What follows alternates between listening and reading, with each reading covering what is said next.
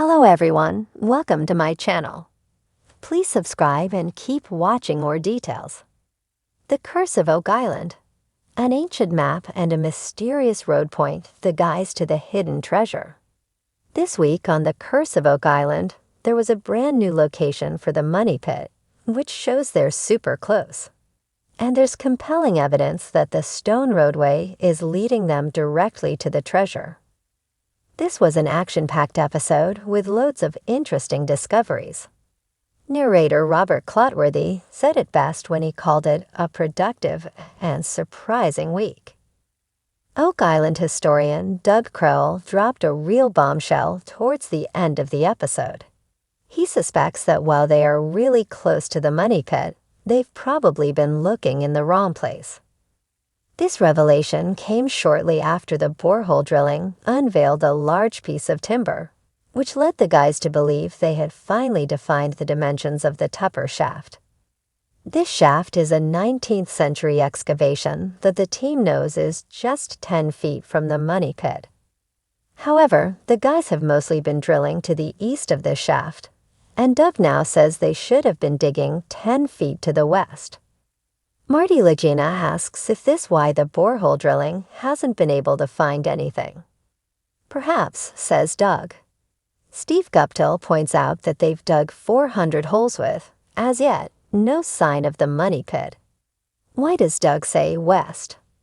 Doug has been searching through Dan Blankenship's old files ever since he found himself alone on the island at the start of the pandemic last spring. But he's only recently uncovered an old document from the 1890s that reveals the money pit to the west of the Tupper shaft.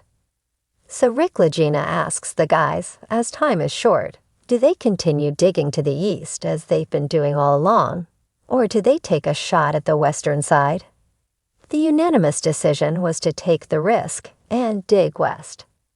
The decision was helped when Doe pointed out that the new location is near the old C1 borehole they dug a few years ago.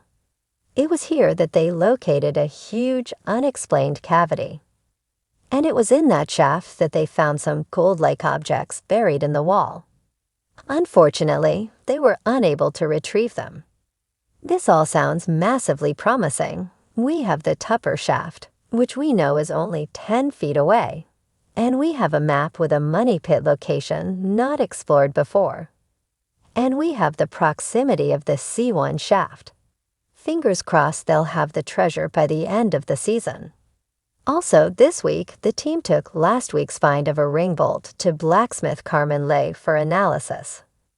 Intriguingly, he confidently stated it was for mooring small ships, and it was designed for a wooden wharf.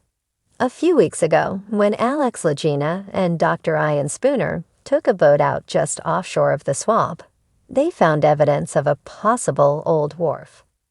The guys now believe a wooden wharf was attached to the mysterious stone roadway in the swamp, and that it might have been used to unload treasure. Furthermore, geologist Aaron Taylor and his team are gradually uncovering the stone roadway, and they found compelling evidence it's leading them towards the money pit.